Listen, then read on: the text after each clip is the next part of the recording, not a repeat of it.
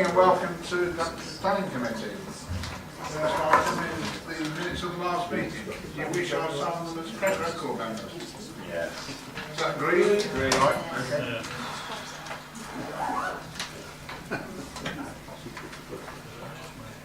Thank you. Apologies for absence. I think otherwise it's Councillor Smith. Councillor Smith. Right, just two missing now. There are no applications withdrawn. Just a few notes for you. If the fire alarm bell rings, it won't be a practice, it will be the genuine thing. So please go out as orderly and quickly as possible. Please switch your phones to silence, because we've got a thing about giving money to the chairman's charity. So if it makes a lovely loud noise, it's £10. If it's quiet, then it's £5. All right? But switch your phones off and it costs you nothing. The proceedings are being recorded. Speakers will have 3 minutes, then you'll hear a tone and be asked to wind up. There is no other opportunity for members to for members of the public to speak. So don't interrupt during the rest of it. I'm sure you won't, and I'm sure you're not going to hiss, boo, clap, and stand up and wave your arms. You just don't look like you're going to it. If everything going to be positive. Yeah. You'll see officers talking during the meeting as well. While you're talking, it looks like bad manners. They're trying to find answers to the questions you're making. Update on performance, you will have had it during the day-to-day members, okay? It came on email this afternoon. We go straight away to the first application, which is 0902. Chairman, I'm sure everybody doesn't have any declarations of interest. Declaration of interest. I'd like to... Yeah, I'll better ask, haven't I? Yeah. Thank you for reminding me, Councillor Patchett. I'll call you Patchett. Right, interest. Right. Yes, Chairman, I'm on the Insight Committee for Futures Housing, which is an advisory scrutiny, not decision-making part of the organisation, and they have an application created before you. I have taken advice from legal, and they're happy for me to declare the interest, yet stay for the debate and to vote on it. Okay. Councillor Swift. I have an application that is a personal application, so I will You do use the indeed, yes. Okay. Councillor Paul. On the second and third application, I happen to know the applicant, so do I have to declare an interest? So do I. Depends how well you know. I know you're talking about sister. Yeah, we all know the applicant.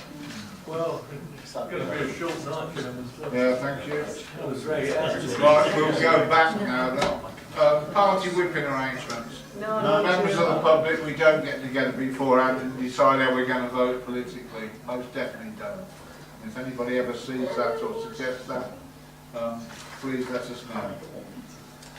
Right, now we go to the first application, which is 0902 in Drayton. Thank you, Chairman. This is a proposal, as you see on the plan there, to demolish existing garages and replace them with parking area and two dwellings. Two dwellings to the rear of the site, with parking for those two dwellings to be reserved to the front of those the dwellings, and then the additional spaces left would be available for purpose parking on a first come first served basis. As you'll see from the report, there's been a lot of concern expressed about the loss of the garages and the loss of the garages as parking spaces. Our information was that at the time the application was submitted, only 7 out of the 30 garages were actually occupied. And as the proposal is before you, there are going to be 15 parking spaces, 11 of which will be available for use by residents, so that effectively means there'll be 4 additional ones over the 7 that we were told were being occupied at the time of the application. You'll see there's been some comments from the Highway Authority of the same, on the basis of what's proposed here. They're prepared to relax their 5 off a private drive rule, because obviously it's going to be more than it's a car park, and I was a bit bemused because I don't think they have a rule that says you can't have more than 5 cars in a car park. So I don't really see what difference that makes, to be honest, but there you go. Having said that, they do recognise that there may be some issues with displaced parking, and I think that is one of the big issues going onto the highway, and whether there's an impact on amenity, they say, rather than highway danger. Obviously there's pictures there of cars parked half on verges and on grass verges, which isn't ideal, it has to be said. That's the existing situation. So what we're saying is, as far as we're concerned, there's going to be 4 extra spaces over the existing situation. So on that basis, and the fact that we're happy that the design fits in, that the distances for amenity from the backs of the adjacent properties are in accordance or beyond our existing standards, we've recommended approval, Chairman. Thank you.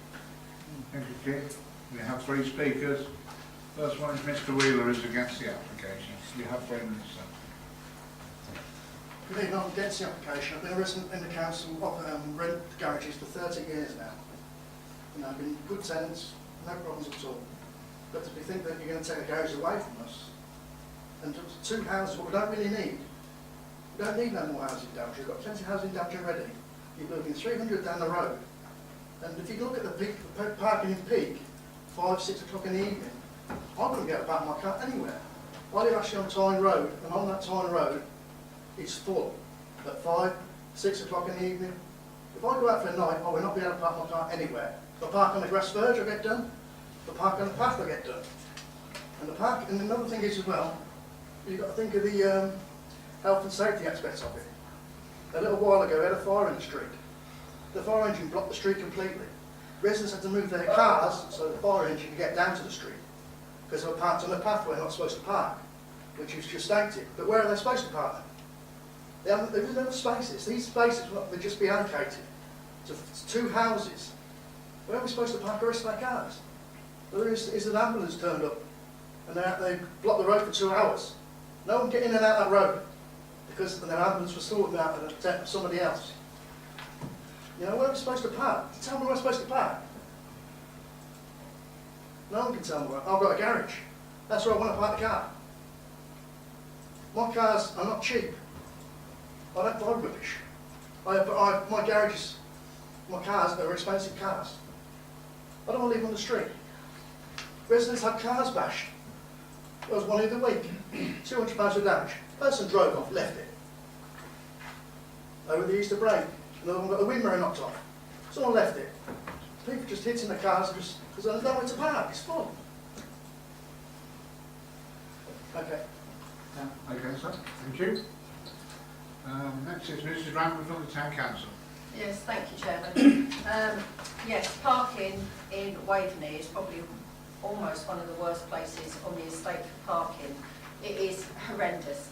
The pictures that you've shown already shows quite a full street, but you get everybody coming home from work along that time, and there are no spaces available whatsoever. People do rent the garages, as we know, but also people still park in the spaces in front of the garages that aren't rented. So, you know, again, you've already got a filled up area. And I've seen dust carts go down there. I've seen the dust cart hit cars because it can't get round and down because it's so full up of a weekend. And, you know, as a town council, we just feel that this is it's just not ideal. It's just going to force the issues elsewhere, but there is nowhere to park elsewhere. This is the problem. There isn't anywhere else that anybody else can go. So they haven't got a choice. They haven't even got a choice to park down the road, further down the road, because there isn't the spaces available. Thank you, Chairman. Thank you, Mrs. Rambler. The third person is the applicant, which I don't think is here. Mr. Banker? That's me. Oh, you are there. Right. Thanks for giving me a few minutes to speak and support the application. As we know, the wider estate is largely a Radbourne design, pretty old design aspiration, which means parking is situated in parking courts.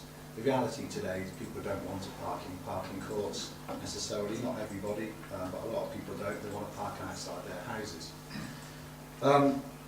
And in the absence of us not owning the roads or the verges or the pavements, Futures Housing Group are limited in what they can do to assist with the parking. We do find that our parking courts and our garages are underused, and those that are used are largely used for storage, which is not the purpose of the garage.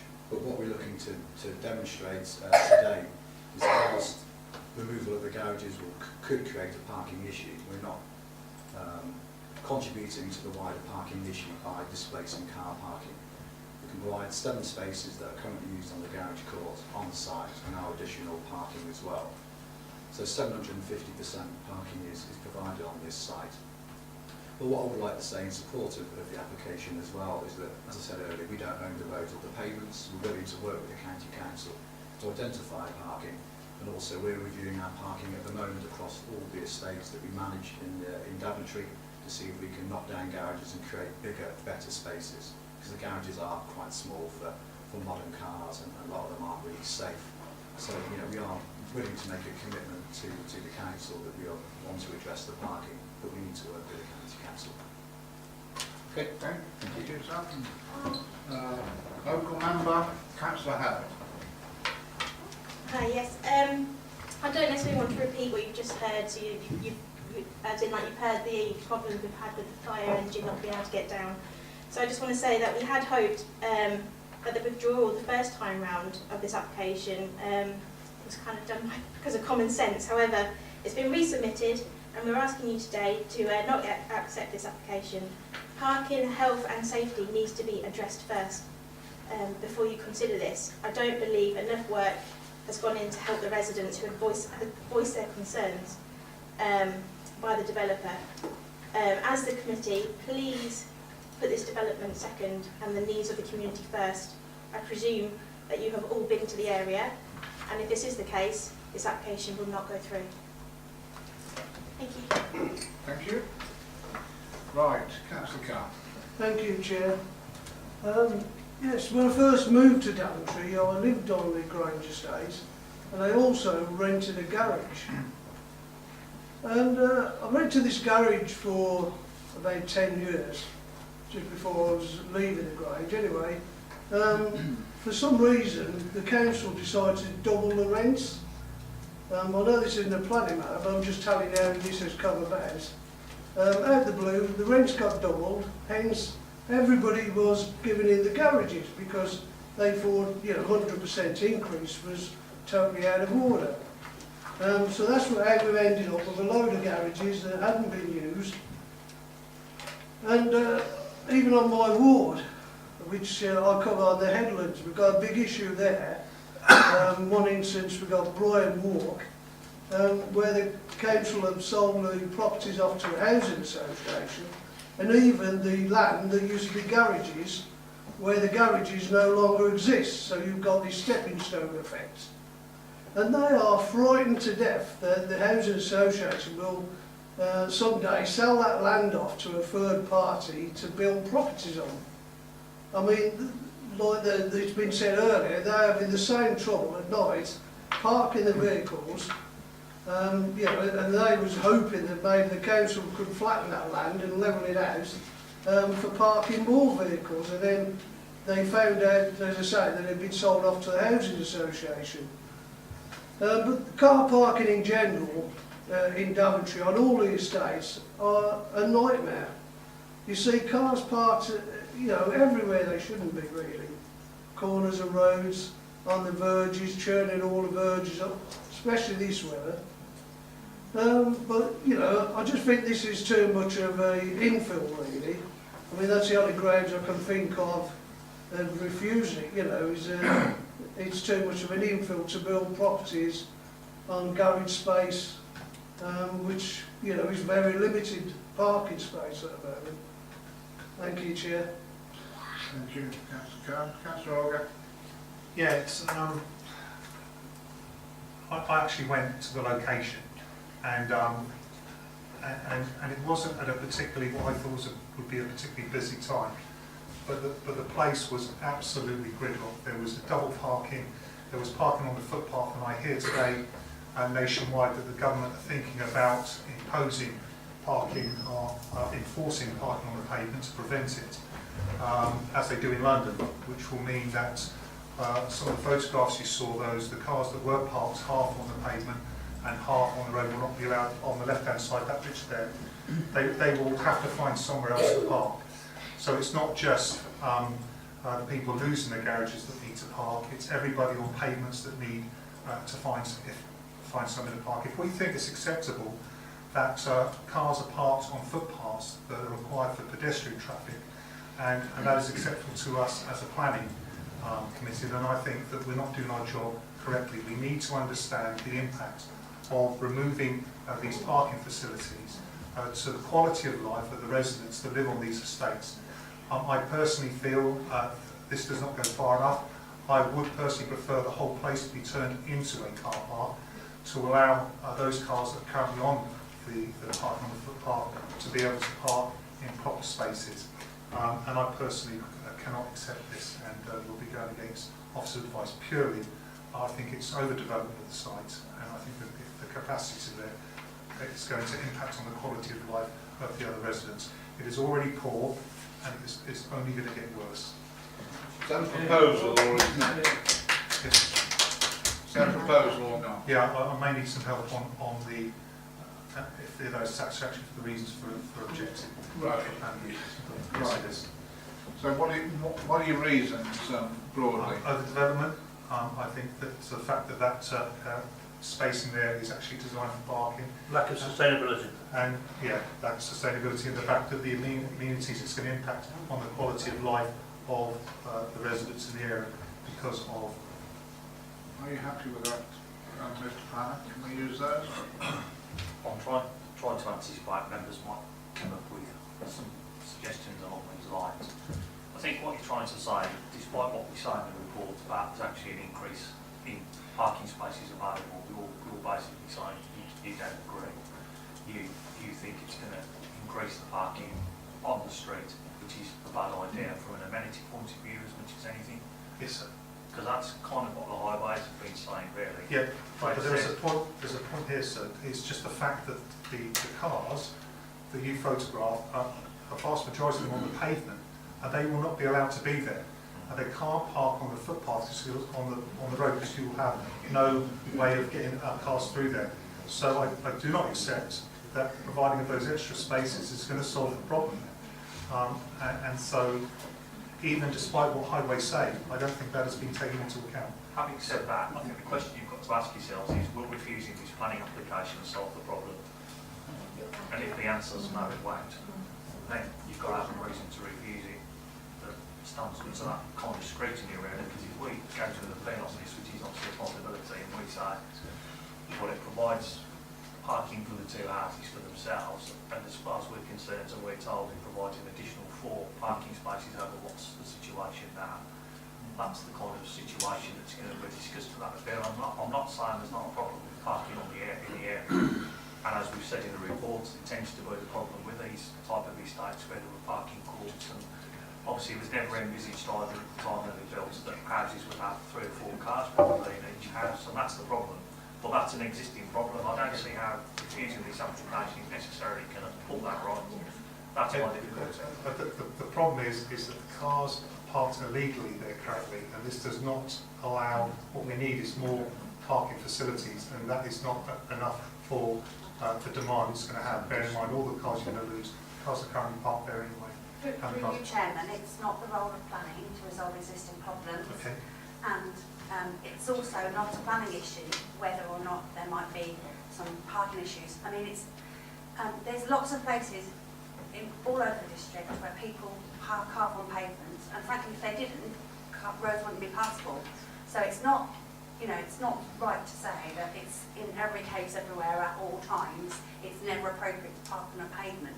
I mean, sometimes that is, depending on the local circumstances, something that's sensible and courteous for the rest of the neighbourhood. I mean, this is a cul-de-sac. I fully understand members' concerns, but if you're recommending this for refusal, if you're going to go ahead with that, you've got to be satisfied that this is going to, you're dealing with this red line on the plan in front of you, and what is proposed is not acceptable in planning terms, and we've got to be able to argue that. And officers' clear advice is that that's going to be very difficult to argue, because what's proposed is going to be a net increase in parking and an improvement in the amenity. I mean, the fact that you've got derelict 7 out of 30 garages are being used and the rest are not being used and many are actually reported at derelict, you would take into account.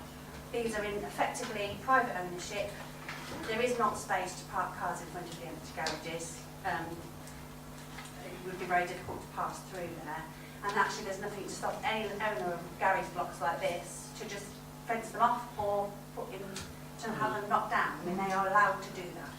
So I think these are all relevant factors to take into account when you're thinking about this one. Just interrupting there, we've got 10 speakers listed, okay? So it's going to take a little while to get through.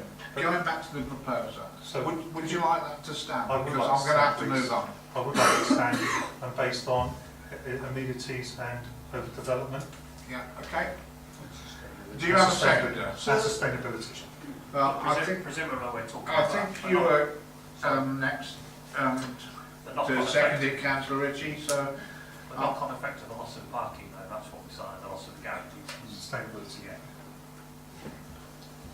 Yeah. okay, so that's been proposed and seconded. Right, would you like to speak now? You're third in the list anyway. So do you want to wait till third or do you want to speak now? Well, can I merely add a little? I don't want to repeat what Councillor Arder has said, because broadly I agree with that. I think, I hear what we've been told about it not being the job of the planning committee to resolve existing problems that are there. But I think that, we've got to approach this from the reality that we have got an area that is totally congested and totally cluttered. I don't know when Google managed to take these photographs, but if you go around now, it's exceptionally difficult. If you want to go down the, towards the shop that is nearby, it is very, very difficult to find anywhere where you can pull in and park. I've had lots of complaints this year from people who live around that area about how they can't find a place where they can actually park a car near their home. I remember in some cases people quite legitimately, quite reasonably, have got more than one car per household. I wouldn't worry, I wouldn't be too upset if there was a proposal that you're going to knock down all the garages and convert it into car parking space, if that is a better way of, of resolving this problem. It may be that you can argue that yes, that this particular proposal doesn't make the, doesn't make the situation worse, in the sense that if you simply do the, the arithmetic of new car parking places and the new demand for car parking, it doesn't make it, it doesn't actually make that any worse. But the way in which it does make it worse is it closes off one of the options, one of the opportunities that are there for actually having more parking in the area. If we build every time that there is a, that there is a space that comes up within an estate, then we simply are going to have nowhere left that gives the freedom to put in the extra parking or the extra space that is actually required within these estates. I know it's perhaps not an argument that's difficult to frame in planning terms, but others have said, why do we need to build these houses here? This is a very densely populated part of the the town. Why is it necessary then to find this little space to cram in an extra couple of houses? If futures are looking for houses, there are plenty that were going for sale in Middlemore that were looking for a buyer. I just think that this, that to allow a developer to come in and do this would be nonsensical. But I assume that our officers have got the skills to actually formulate that into a planning objection. Thank you, Councillor Ritchie. Councillor Fraction. Thank you, Chair. All my points were covered by Councillor Auger. I too heard on the radio the government change of policy. I think it's going to happen rather than it might happen. And there is a £70 fine associated with that. So if we do create more displaced parking, then I guess the residents are going to have to end up paying more money. Yeah. Thank you. Councillor Paul. Thank you, Chairman. The problem hasn't just occurred, and I don't want to bore people too much, but I will. The problem arose within the 60s and 70s of the design of these housing estates at the time. Purely and simply because whoever in their right mind, I'm glad you agreed with me, whoever in their right mind decided that communal parking was the best way forward. And quite honestly, communal parking anywhere does not work. It leads to antisocial behaviour, it leads to problems of damage, etc., etc. When these estates were built in the 60s, 70s, people only had one car, if they had a car at all. With regard to the loss of garages, some of the garages are unused, inverted commas. Well, they were let go into disrepair for whatever reason. However, in Southbrook the other day, I had a conversation with a garage owner, incidentally, who had to take the door jambs out of the garage, put in a jamless up and over system, purely and simply because you can't get the car in and out. So again, that is another problem. Councillor Ritchie explained or said people, you know, can go to Middlemore or buy. The application is from Futures, a social registered landlord, and whilst I accept that Futures have done a damn good job going forward, and indeed are going to build 100 odd houses on Middlemore, so I congratulate them for that. I wonder if we could add to Councillor August a loss of amenity value, because purely there is an amenity there which we are going to lose. I would accept totally what my colleagues have said about parking, provided that it was on a permit basis and that it was purely and simply for the residents. I would be happy to go down that way. I'm totally confused by the highways, as usual, particularly on page 15, unless it's me. The applicant is requested to dedicate parking spaces 1, 2, 8 and 9 to the two proposed, well, that goes over my head, I'm afraid. But quite honestly, Chairman, I totally congratulate our officers for doing the best that they could out of this application, but it is totally wrong. Thank you, Councillor Ball. Can I just clarify for you, Chairman, please? Spaces 1, 2, 8 and 9, shown on the plan, on the screen, there's 2 spaces for each of the 2 properties proposed, and the other 11 parking spaces are for general, they will provide additional parking spaces that are obviously available to anybody on a first come first served basis. So that is, if you take into account that 7 of the 30 garages were rented, that is a minimum of net increase in 7 spaces. But we're talking about 7 7 car spaces in a congested area where the original estates were built without cars in mind. Now that is not our fault, that is not part of the planning discussion this evening, but that is a fact of life. And the fact of life is that, you know, with the rules that were in place on Middlemore at the time for guidance, that you could have 1.5 parking spaces per dwelling, was even more ridiculous. But there we go. Thank you, Councillor Paul. Councillor Ed. Thank you, Chairman. Well, I'm going to be the other one out, I think. This is an application for 2 very much needed houses. Future houses are trying their hardest to get places to put more houses in, because they know we've got people waiting, desperate to get a house.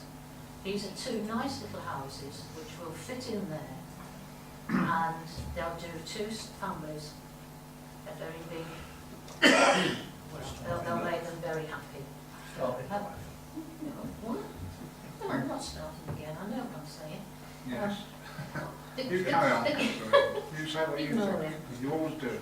Yeah, the garages are not wanted. Okay, I've been up today and had a look, so I know what it looks like, and I've been up there before, time and time again, for different reasons. The garages were used, people stopped using them, they got vandalised. I dare say if half of these people who've got cars parked on the road had gone to future housing a while ago, sorry, Forger Humeways, and said, we would like a garage, is there any chance to get them done up? There's a good chance the answer would have been yes. But nobody's done that. Half of them are boarded up. People parking there, which in a way makes their illegal parking. They're parking on somebody else's ground. I can't see any sense in keeping these, and I'd rather see the two houses there with the planning as said, and I'm sure other people will find somewhere to park. I know that I'm not going to be very popular by saying that, but it happens all over Daventry, and there should be the chance for two families to have a house. So, Thank you. Councillor Redden? Councillor Matchett? Yeah, thank you, Chairman. Councillor Redden, you're not going to be the odd one out because I kind of agree with you. The thing about garages as opposed to car parking spaces is that car parking spaces have a general turnover throughout the day and night, and at peak times they go in and out, and at quiet times they're going to park there at night and then they go home and go off in the morning again. Where you can't do that with garages, and the garages aren't used very much, they're a bit ramshackle. It would be a great idea to have, and much more preferable for the space there to be all car parking spaces and have permits, but that doesn't kind of make any money for the company, does it? So really they want to build two houses to rent out to people who need small affordable housing, and the car parking spaces will, if there's all these cars parked all over the street, they're going to be wanting to park them in car parking spaces and not on the street, so they're going to be used all the time, from what I get. So I think the application is fine. Thank you. Councillor Swift? It's a question for the lawyer, because I think here we are confusing two things. One is the parking, or the lack of parking, and the right of, on a piece of ground to build houses. And the problem, as our officer said, that those two houses will not solve the problem that we have on the estate. Now, those parking, they must have belonged to houses that are rented. So does the landlord have the right to sell? And because I think you are going to have a problem if a landlord is not allowed to do whatever he wants with his piece of ground. I don't see that we have a leg to stand on planning a reason. And as far as I'm concerned, I can understand the frustration of everybody, but if every house who has a parking that is assigned to them have used them, we will not be there today. So what do we do? And I think if we refuse just because of the amenity and parking, I cannot see that as a valid planning reason. I'm sorry. Thank you. Thank you, Councillor Swift. Do we have an answer for that, officers? What about the people that rent those garages, the ones that still rent them? You don't get security for tenure You don't? on a garage, that's not So they can not just a short be haul told tenancy to or anything go. like that. It's a Yeah. commercial arrangement, so, I mean, even back over 10 years ago, when I, well, best only years before that, and actually when I, for a short period, I was responsible for housing in my first management job here. Occupancy rate of garages even then was much less than 40%, and as you can see on this one, at the time of application, it was down to 7%. But as these are it's a commercial arrangement, they're not related to any kind of residential protection tenancy. I'm sure the lawyer will agree with that over there. So ultimately, if the landlord decided to just knock them down, close them down, fence them off, they'd pay for it within their rights. So can I ask a supplementary question? So if the garage that we have here were not to help the parking, the argument that we have that it's for the amenity is not going to help us if we have an appeal. But what's before you is a proposal. Yeah. If you want to set aside the garages at the moment, because you can only use them if you're paying for them, the proposal before you is that there will be 4 spaces that will be related only for the use of the residents of the new houses, and the rest is for general parking. And if that's what's been proposed by the applicant, then it will be general parking for everybody who lives nearby. So if they wanted to do something different with the parking, then that would presumably require a planning change of use. I don't think you can refuse planning permission because you want it to be something else. I mean, that's the difficulty you've got, basically. Yeah. I think you're right. That's the problem you've got, really. You've got a planning reason to refuse it. Okay, we move on. Councillor Robinson. Oh, thank you, Chair. I've listened quite carefully to these arguments, and I have to say that I've been swayed slightly, in my opinion, by them. The fact is that this is private land, and I take particular interest in what officers said, particularly Maria, about the fact that they could just close it up, and that would be the end of it. There'd be no additional parking for anybody. We could not stop that. It would be a pretty irresponsible social. But it might well be, but that's still, they could It still could be do done, it. but it I agree with it. The garages are in fact too small for today's use, I believe. The average car is probably, can't get out the car once you've driven it in. You know, in a lot of cases of similar developments I've seen, and I have seen very similar developments to this. They look a bit better actually than the ones that I saw. But That's, I'm sorry, 9 years ago, that picture. oh, is it?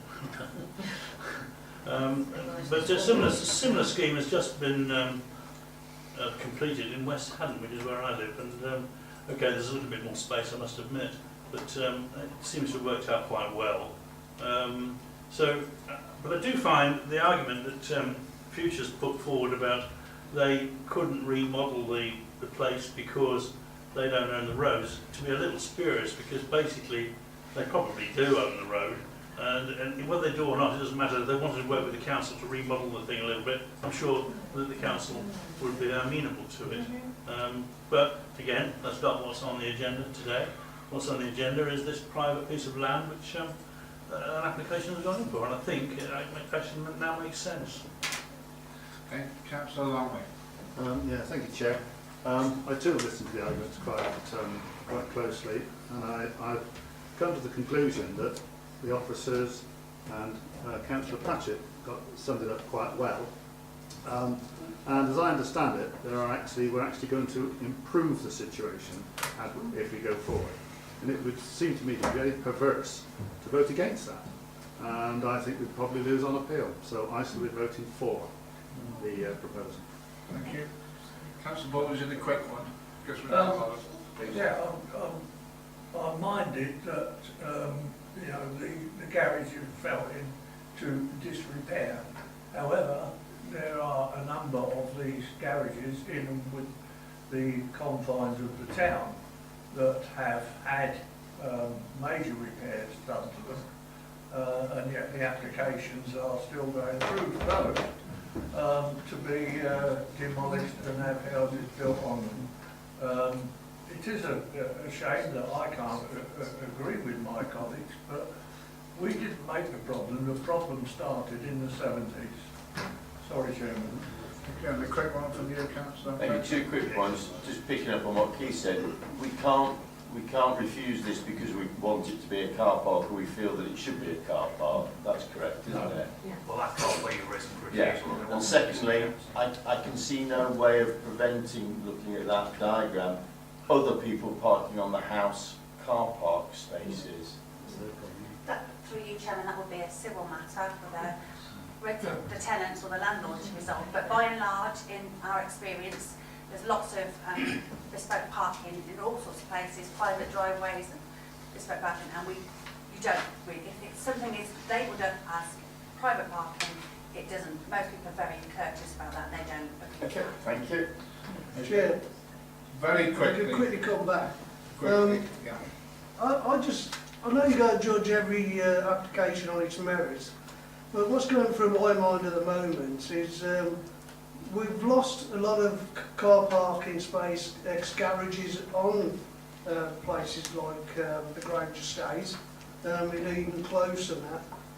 And, you know, where do you draw the line in the sand? This is a problem. I know we're judging this case today, but it could be next month, a few months, there'll be more of these, because there's plenty of these round on the Grange estate if you walk round, beans, hence being, because the walkways, you've got Needham Walk, Trent Walk, and they haven't got anywhere to park the cars.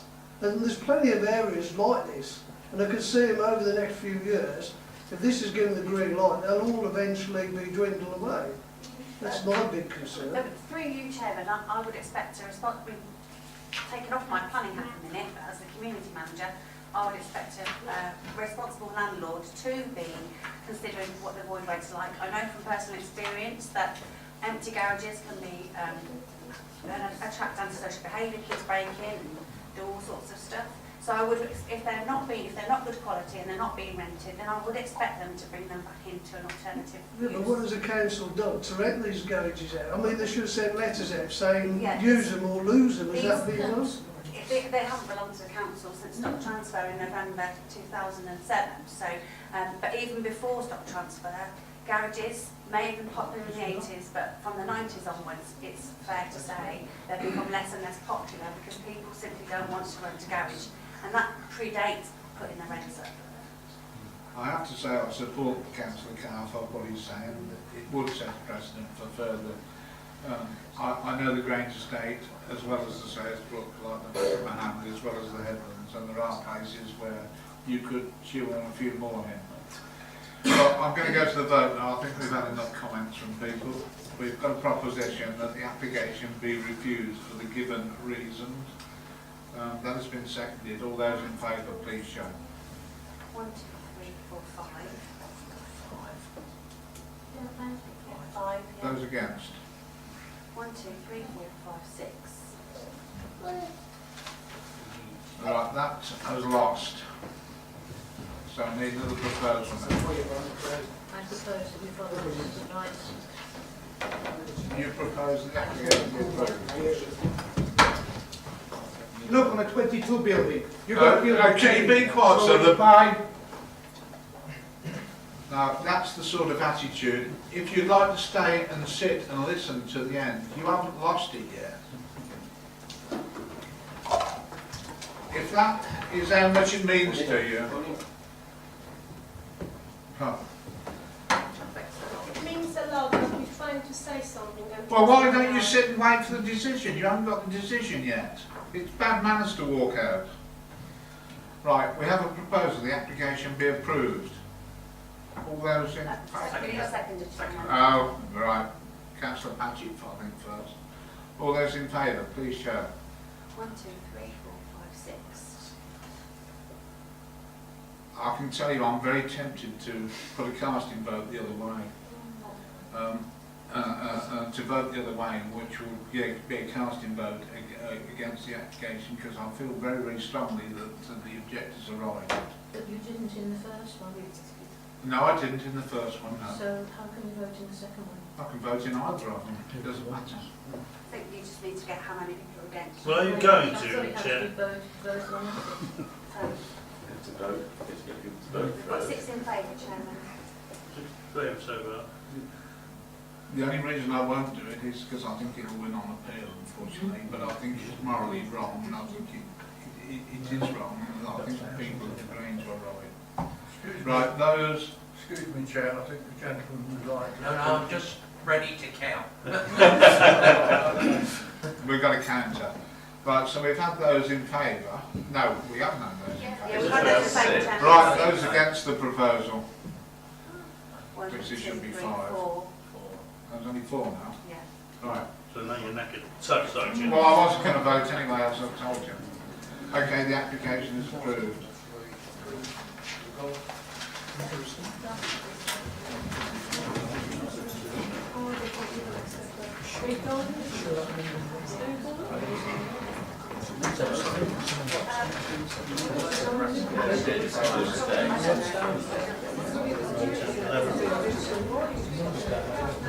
Somebody must have.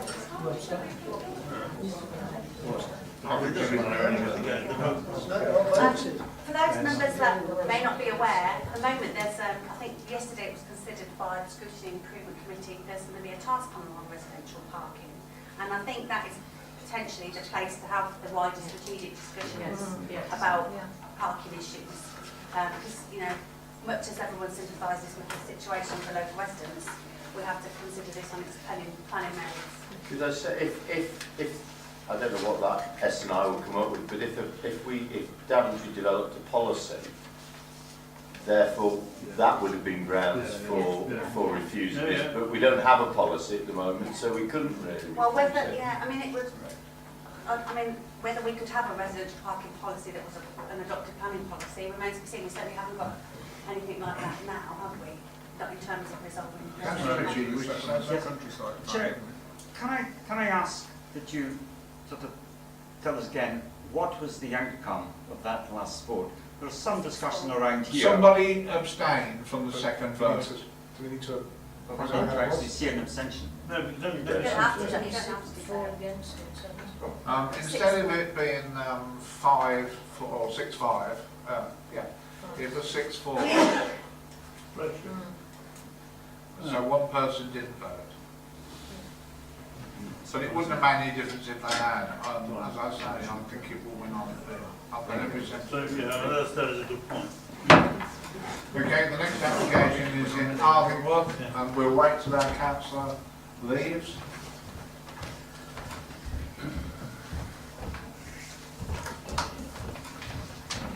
We will deal with both applications. We will talk about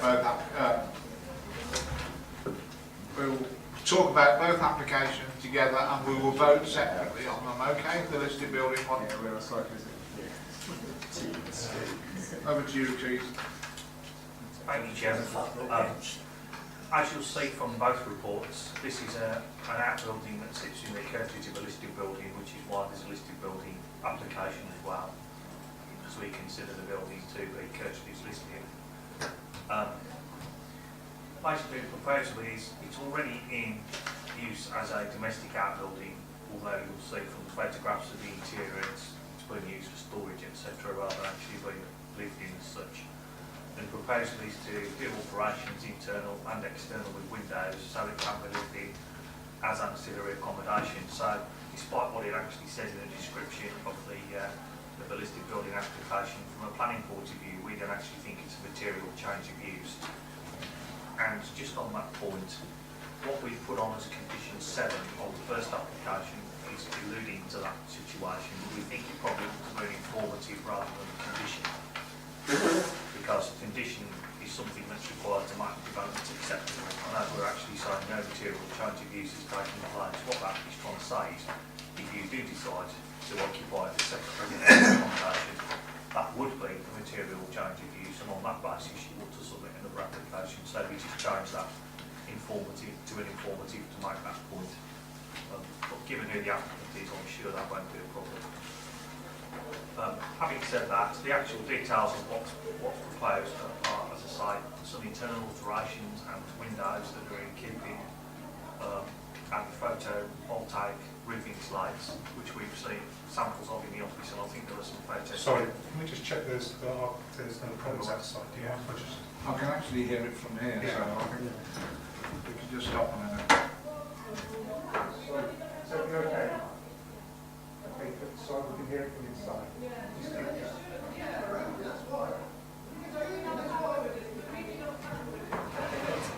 Security.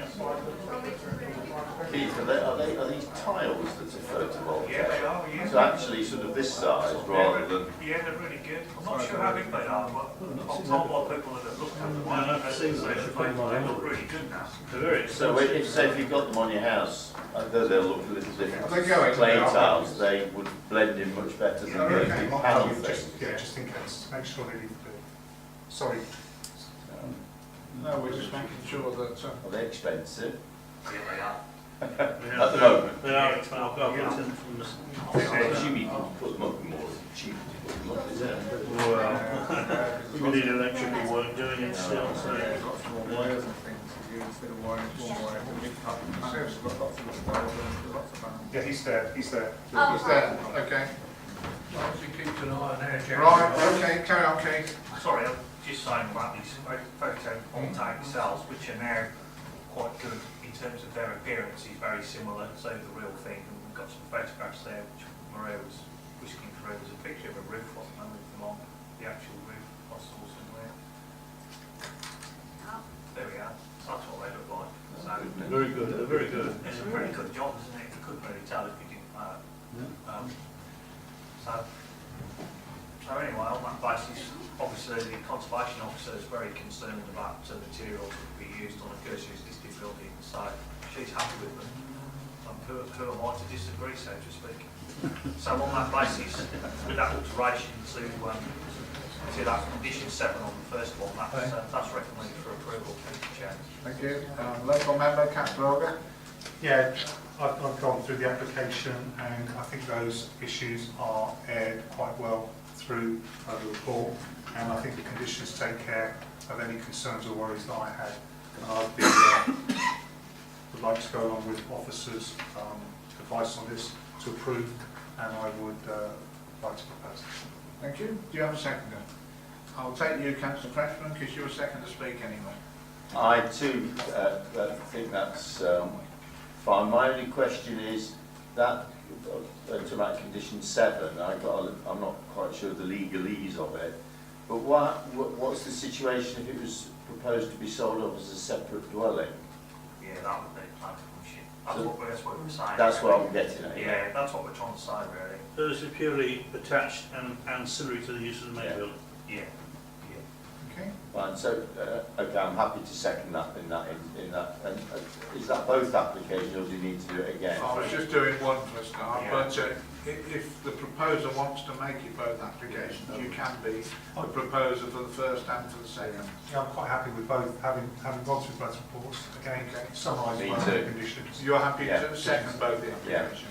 Councillor Loughlin. Yeah, well, a number of us have dealt with Rachel on planning issues, and if she says it's okay, then it's certainly okay with me. You're lucky. I think what you're trying to say, Councillor Loughlin, if Rachel says it's okay, it most definitely That's exactly must be right. okay. Right, we have a proposal that both applications, both this one and the listed building application, both be approved, have been proposed and seconded, both of them.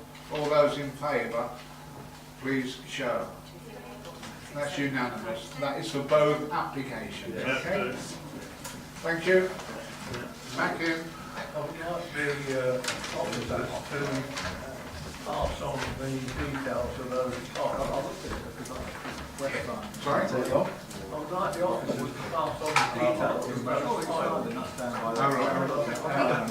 They are. Social media, Thank you very much. They are, but they're very expensive. Right, the next application is in East Farndon and the number is 1236. Thank you, Jim.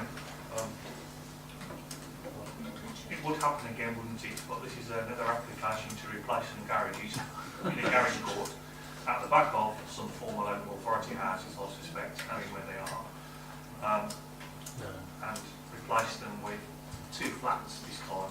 The design of the building is so it looks like a pair of semi-detached dwellings, although they are split laterally, so they are actually flats, which means they don't have any permitted development rights, which is quite helpful in worrying about what might happen in the future. I'm pleased to say that unlike the situation we just had, there doesn't seem to be any real parking issues in the locality. On that basis, I think we're fairly happy with the application. The reason it's come before committee, obviously, is the comments of the parish council, who say they have no objections to the houses, but they are concerned about the rear windows overlooking neighbouring properties, which they regard as a violation of privacy.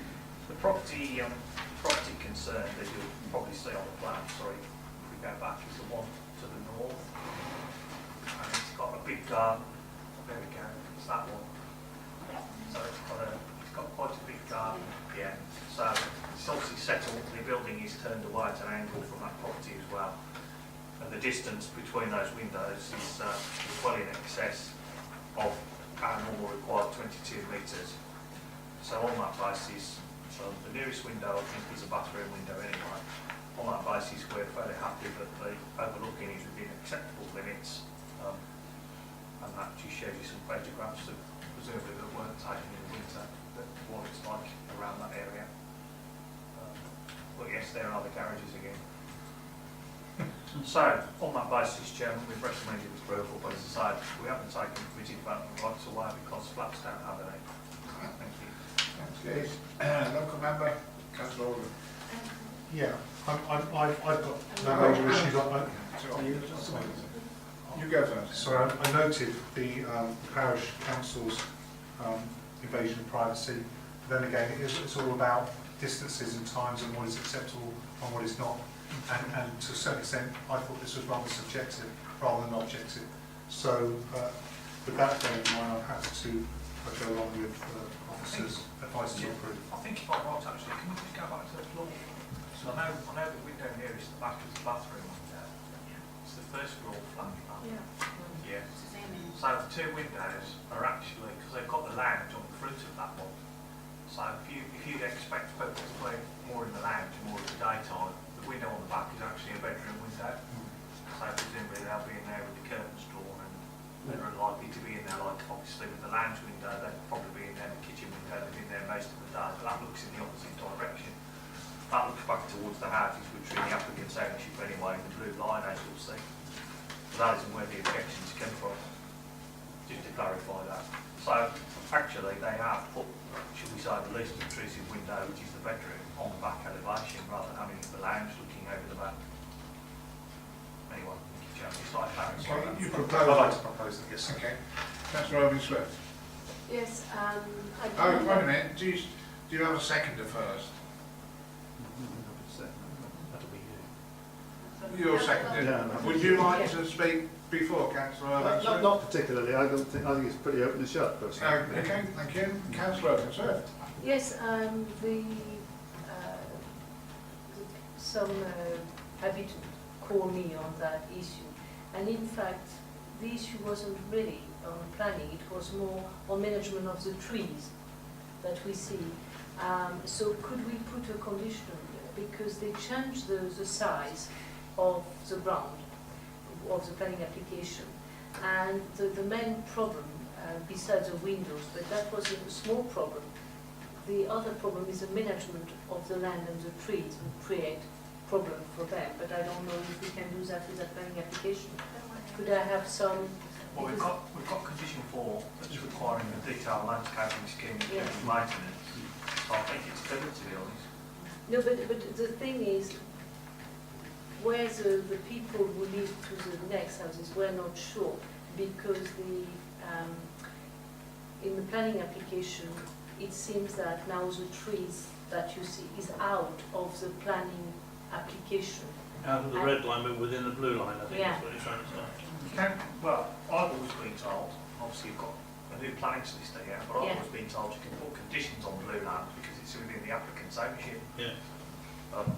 But I know my enforcement officer says he doesn't necessarily agree, so I don't know what our new lawyer thinks. Do you think you could put a planning condition on blue land, sir?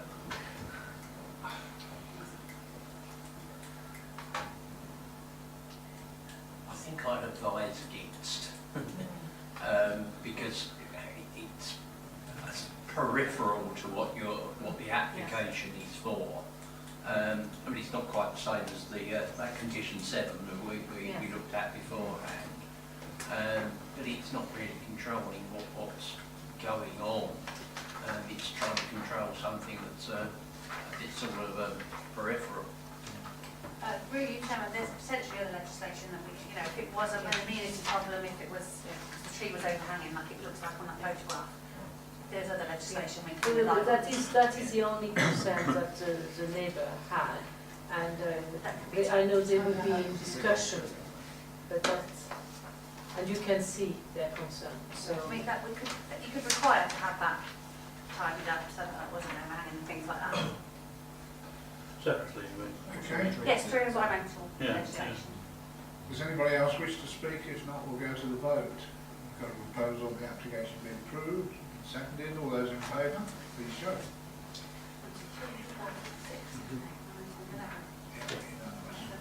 The application is approved.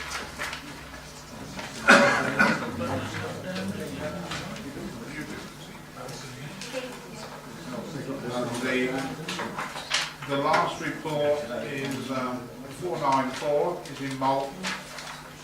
Keith. It's thank you, Chairman. Well, that really brings us on to trees again. Last time I was here, 6 weeks ago, was whether you overturned the recommendation or you deferred to our advice on the TPA, so I'm a bit rude now. But in this case, this has actually been requested by the people that live in the property, because they've lived there a long time and they've seen those trees grow, and they're now getting elderly and they're concerned that someone might come along and just cut the trees down, and they think that would be a shame. When you see the photo of the copper beech in particular, I think we agree basically. So we've asked, we've agreed with them and said, yeah, we've got happy to put the TPO on to make sure they stay there, because they do certainly contribute to the amenity of the area. But with a bit of wizardry on the Google thing, if you 3D it and spin it round, you need to just go out a little bit more, just zoom out and then click on the 3D. You can see, there you go. The black one is the black one. Sorry, no, I'm getting There you go. Black one's at the front of the site, which is really nice, and you'll see there's a colour photo of it we've got as well. The main concern from neighbours or objectors, there's a big poplar tree, which is kind of not quite as tall and thin as a normal poplar tree. Yeah, that's the one with fruits. Copper beech, it's lovely, isn't it? That's the poplar. And they're just a bit concerned about that, but as Michael's pointed out, whether there is a TPO on a tree or not, it still needs to be maintained, and it's still a responsibility of the owner. So, I mean, if there's dead wood in there, it needs taken out anyway, regardless. And if it has a preservation order on, and it's dead wood, clearly we wouldn't object to that anyway. So, again, it doesn't place them or the neighbours at any disadvantage, to be honest. And as we've probably told you before, if a tree becomes dead dying or dangerous, then it can be taken out straight away anyway before it obviously does damage. So, really, everyone should be happy with this, given that those neighbour concerns can be overcome. So, regarding the recommended approval, thank you, Chairman. Thank you. Members, I need a proposal. Councillor Bridgman. Two things, yes, I'm happy to propose that. But secondly, I tried to find the application on the website, but I didn't know where to look. So I typed in DA, whatever it is, and it doesn't come. It's not in the planning applications, is it? It's got DA 494. Yeah, but it doesn't come up. No. Oh, right. It's a TPO reference number, and you can find it on the mapping page. So you can't find it as an application. You can definitely find all the TPOs on a mapping Yes, page. I've done that with. That's how I find it. Okay, thank you. There was a point there, when I tried to do that, there were no numbers on it. There just were, there was a TPO here, a TPO there, a TPO, but no numbers. So this isn't a TPO, it's a proposed TPO, so it won't be on anything. Well, it's a temporary one, isn't it, until it's ratified here? Well, what it is, it's that two-stage process, isn't it? Where you effectively make the TPO and then you confirm the TPO. So this is to confirm it effectively. So it'll be on the maps, will it? Well, I would have thought, because I've got the advantage of having the paper file, but there's a plan there and it's clearly got the trees marked on T1, T2, T3 and T4 and where they are. You can't find that anywhere, that's the point I'm getting at. Right, and then there's a description of the actual order that says what that... Oh, it's in paperwork. It's DA 494. So, but anyway, I'm happy to propose that if... Thank you. Do you have a seconder? Thank you, Councillor Organ. Do you wish to speak? Thank you. Okay. Nobody else wishes to speak while we're looking this up. All those in favour of that proposal, please show. It's unanimous, everybody. No, it isn't, I abstain. You abstained, I have a did you? thing about TPO, sorry. We've got a thing about We've got a thing about public housing. Ladies and gentlemen, thank you for attending.